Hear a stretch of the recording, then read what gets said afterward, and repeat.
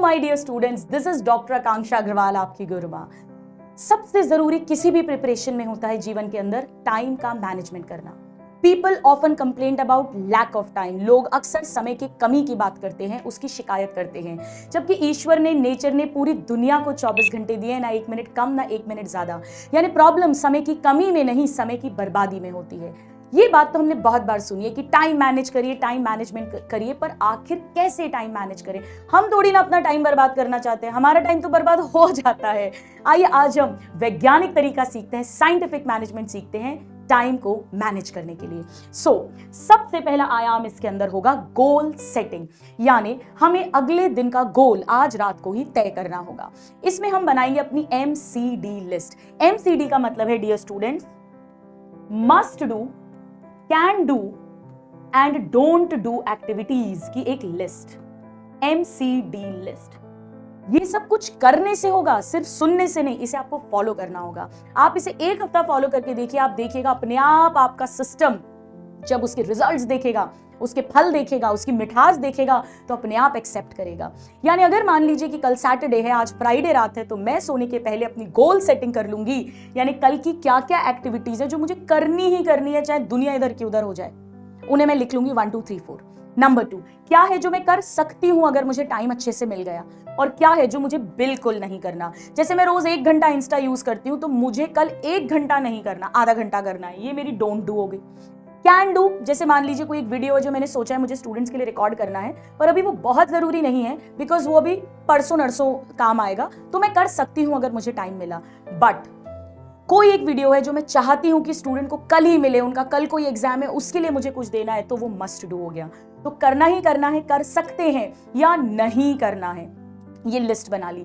ये goal setting बहुत मदद करती है दिमाग में क्लैरिटी से। वरना क्या होता है, अपन सुबह उठते हैं और बस उठते ही पढ़ना शुरू कर देते हैं, और पढ़ते भी नहीं है पूरा टाइम। फिजिक्स पढ़ते हैं, केमिस्ट्री की टेंशन, केमिस्ट्री पढ़ते हैं, बायो की टेंशन, बायो पढ़ रहे हैं, केमिस्ट्री का कोई क्वेश्चन दोस्त ने पूछा तो केमिस्ट्री में लग गए। हमारी गोल सेटिंग ही नहीं है। स्टूडेंट्स, बिना गोल सेटिंग के टाइम मैनेज करने की कोशिश वैसी है जैसे बिना चिट्ठी के, बिना एड्रेस के कोई चिट्ठी पोस्ट कर देना। उसका कोई उद्देश्य ही नहीं है, कोई पता ही नहीं है, यानी उसका कोई मंजिल ही नहीं है।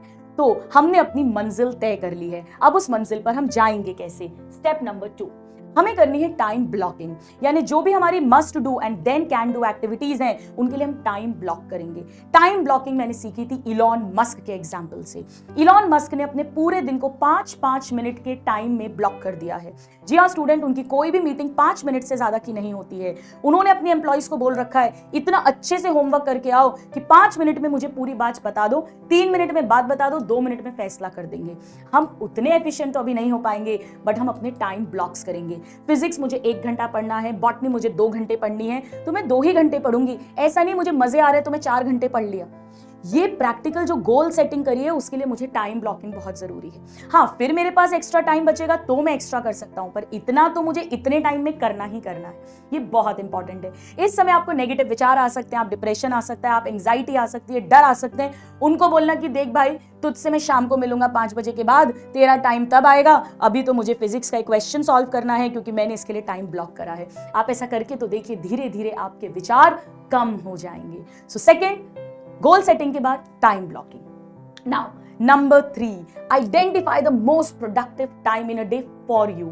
ये सबका अलग अलग होगा। हो सकता है कि मैं सुबह ज्यादा अच्छे से पढ़ पाती हूँ और कोई इंसान रात को ज्यादा देर तक पढ़ पाता है। ऐसा कोई रूल बुक नहीं है कि अर्ली राइजर ही सिलेक्ट होते हैं या रात के उल्लू ही सिलेक्ट होते हैं। कोई भी सिलेक्ट हो सकता है। आपका प्रोडक्टिव टाइम सबसे ज्यादा कौन सा है, आप किस समय सबसे ज्यादा एक्टिव रहते हैं, उस समय सबसे पहले सबसे जरूरी मस्ट डू लिस्ट के काम निपटाने ही निपटाने हैं अपने को। नाउ इसके बाद में very very important my dear students, identify your distractions. कौन सी एक्टिविटीज हैं जो आपका समय खराब करती हैं, बर्बाद करती हैं? वो सोशल मीडिया हो सकता है, वो दोस्त के साथ चिट चैटिंग हो सकता है, वो एक्स्ट्रा सोना हो सकता है, बहुत ज्यादा नींद आना हो सकता है। हमें उन टाइम वेस्टर्स को एलिमिनेट करना है। अगर हम पूरी तरह नहीं भी हटा सकते हैं तो कम से कम हमें उन्हें रिड्यूस करना है। मैं जैसे क्या करती हूँ, पूरे दिन में एक आधा घंटा मैंने रख लिया, उस आधे घंटे में मैं अपना म्यूजिक सुनूंगी अगर सुनना है, टेलीग्राम, इंस्टाग्राम, जो भी मुझे अपने एंटरटेनमेंट के लिए देखना है वो मैं देखूंगी।